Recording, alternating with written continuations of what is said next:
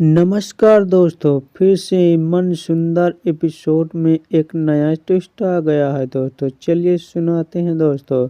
रूही और नाहर आखिरकार एक बार फिर से एक दूसरे के साथ खड़े नजर आते हैं। दोनों के रिश्ते में आई सारी दूरियां अब धीरे धीरे मिटने लगी हैं, लेकिन इसी बीच दादी और शीतल एक आखिरी बड़ा दांव खेलने के लिए तैयार में लग जाती हैं। उनकी हरकतों से नाहर के मन में दादी को लेकर गहरा संदेश पैदा हो जाता है। सच का सिरा पकड़ते ही नाहर और रूही एकजुट होकर बड़ा फैसला लेते आए और दादी सोनी और शीतल को घर से बाहर का रास्ता दिखा देते हैं।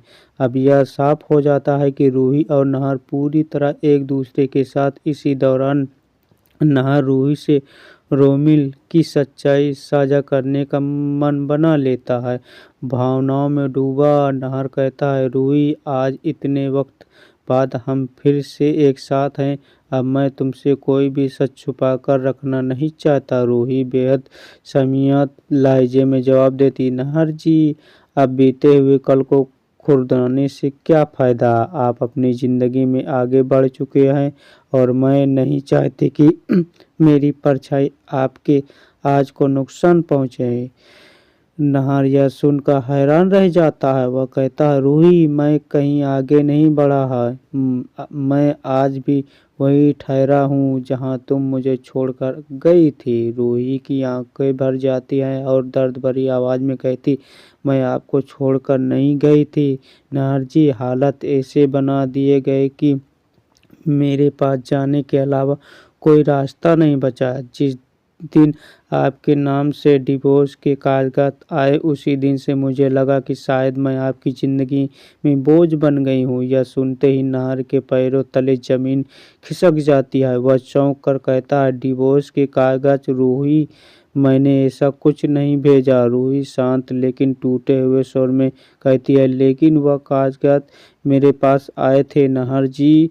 नाहर और भी उलझन में पड़ जाता है और कहता है, जब मैंने सबके सामने यह कहा था कि बच्चा मेरा नहीं है, तब भला मैं तुम्हें तलाक क्यों देता। यह सुनते ही रूही सन्न रह जाती है। अब उसे सब समझ में आने लगता है। दोनों एहसास होता है कि उनके बीच खड़ी सारी दीवारें सोनी, शीतल और रोमिल की साजिश का नतीजा थी। अब रूही और नाहर उस मोड़ पर खड़े हैं जहां सच ज़्यादा छुपा नहीं रह सकता। बहुत जल्द उन तीनों की असली चेहरा सबके सामने वो आने वाला था। अब बड़ा सवाल यही है दोस्तों, क्या रूही और नाहर अपनी सारी गलतफहमियों को हमेशा के लिए ख़त्म कर पाएंगे? क्या सोनी, शीतल और रोमिल को उनके किए की सज़ा मिलेगी? और क्या रूही नाहर की कहानी एक बार फिर से नई शुरुआत लेगी? नाहर के सामने ही स्पर्श कर देने वाला है यहाँ पर राहत को प्रपोज, जिसके बाद यहाँ पर राहत इनकार कर देने वाली है और उसके बाद यहाँ पर इस पर जो वह हाथ उठाने वाला है राहत के ऊपर। इसी बीच में यहाँ पर नाहर आकर जब स्पर्श का हाथ पकड़ लेता है तो उसे पता चलेगा कि उसी वह राहत समझने की गलती कर रहा है। वह तो उसकी खुद की रूही है, इसलिए उसे इतना ज़्यादा बुरा लग रहा था। जब इस पर जहाँ पर प्रपोज कर रहा होता है तो शो में आने वाला बड़ा ही ट्विस्ट, जहाँ पर अब आपको देखने को मिलेगा इस पर को अपनी। तब तक मैं कुछ नहीं बता सकता हूँ दोस्तों। हमारे इस चैनल को सब्सक्राइब कर लीजिए आगे की कहानी देखने के लिए।